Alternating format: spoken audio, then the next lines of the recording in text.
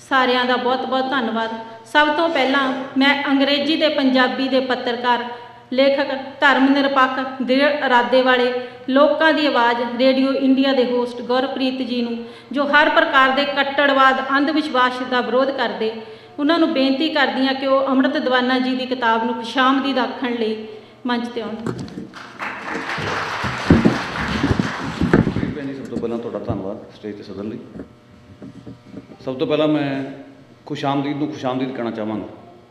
ਖੁਸ਼ਾਮਦੀਦ ਕਿਤਾਬ ਦੀ ਅੱਜ ਗੁਣ ਚੁਕਾਈ ਹੋ ਰਹੀ ਹੈ, ਬੜੀ ਖੁਸ਼ੀ ਦੀ ਗੱਲ ਹੈ। ਅੰਮ੍ਰਿਤ ਦੀਵਾਨਾ ਜੀ ਵਧਾਈ ਦੇ ਪਾਤਰ ਨੇ। ਵੈਸੇ ਅੱਜ ਦਾ ਦਿਨ ਬੜਾ ਅਹਿਮ ਦਿਨ ਆ, ਅੱਜ ਇੱਕ ਇਤਿਹਾਸਿਕ ਦਿਨ ਆ।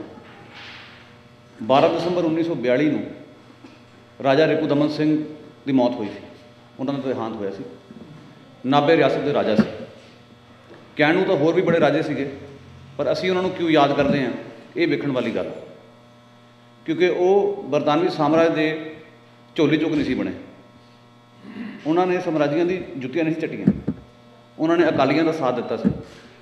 ਔਰ ਜੈਤੋ ਦਾ ਮੋਰਚਾ ਇਸੇ ਕਰਕੇ ਲੱਗਾ ਸੀ ਕਿ ਅੰਗਰੇਜ਼ਾਂ ਨੇ ਉਹਨਾਂ ਨੂੰ ਗੱਦੀਓਂ ਲਾ ਦਿੱਤਾ ਸੀ। ਸੋ ਅੱਜ ਦੀ ਉਹਨਾਂ ਦੀ ਬਰਸੀ 'ਤੇ ਇੱਕ ਇਹੋ ਜਿਹੀ ਕਿਤਾਬ ਦੀ ਗੁਣ ਚੁਕਾਈ ਹੋਣ ਜਾ ਰਹੀ, ਆਪਣੇ ਆਪ ਦੇ ਵਿੱਚ ਉਸ ਮਹਾਨ ਸ਼ਖਸੀਅਤ ਨੂੰ ਸ਼ਰਧਾਂਜਲੀ ਹੈ।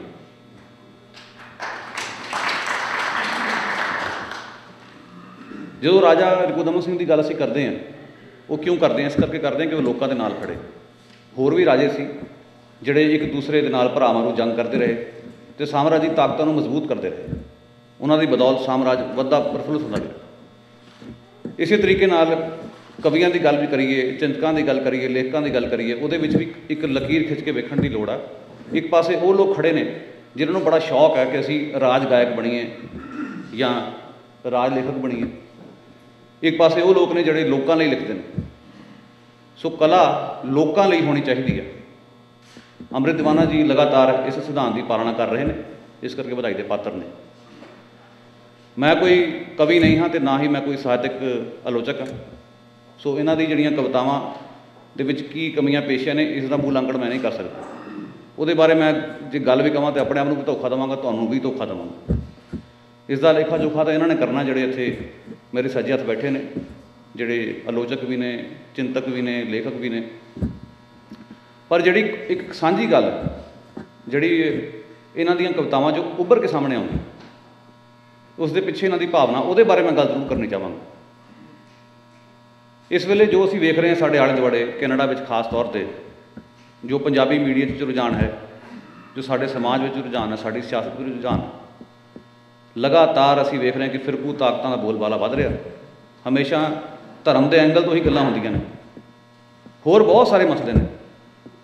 ਲੋਕਾਂ ਦੀ ਹਾਲਤ ਕਿਹੋ ਜਿਹੀ ਹੈ, ਲੋਕਾਂ ਦੀ ਸਿਹਤ ਸੇਵਾਵਾਂ ਦਾ ਕੀ ਕਰਨਾ, ਜੰਗਾਂ ਲੜੀਆਂ ਜਾ ਰਹੀਆਂ ਨੇ ਸਾਮਰਾਜ ਦੇ ਨਾਂ 'ਤੇ, ਉਹਦੇ ਬਾਰੇ ਕੋਈ ਖਾਸ ਗੱਲ ਨਹੀਂ ਹੁੰਦੀ। ਰੇਡੀਓ ਸੁਣ ਲਓ, TV ਸੁਣ ਲਵੋ, ਲੋਕਾਂ ਨੂੰ ਮਿਲ ਲਵੋ, ਕਿਹੜੀ ਸਟੇਟ ਜਿੱਤ ਰਹੀ ਹੈ ਗੁਰਦੁਆਰੇ ਦੀ, ਇਹ ਗੱਲ ਹੋਏਗੀ। ਜਾਂ ਮਹਿਫਲਾਂ ਵਿੱਚ ਇਹੋ ਜਿਹੀਆਂ ਗੱਲਾਂ ਹੋਣਗੀਆਂ, ਦਸ਼ਮ ਗ੍ਰੰਥ ਦੇ ਉੱਤੇ ਕਿਹਦਾ ਕੀ ਸਟੈਂਡ ਆ। ਬਾਕੀ ਜਿਹੜੇ ਮਸਲੇ ਨੇ, ਕੀ ਉਹ ਮਸਲੇ ਹੈ ਨਹੀਂ? ਸੋ ਅੰਮ੍ਰਿਤ ਦੀਵਾਨਾ ਜੀ ਨੇ ਜਿਹੜੀ ਇਹ ਕੋਸ਼ਿਸ਼ ਜਾਰੀ ਰੱਖੀ ਆਪਣੀ, ਉਸ ਦੇ ਲਈ ਵਧਾਈ ਦੇ ਪਾਤਰ ਨੇ। ਇੱਕ ਵਾਰੀ ਫਿਰ ਮੈਂ ਤੁਹਾਨੂੰ ਖੁਸ਼ਾਮਦੀਦ ਲਈ ਖੁਸ਼ਾਮਦੀਦ ਕਹਿਣਾ। ਤੁਹਾਡਾ ਸ਼ੁਕਰੀਆ।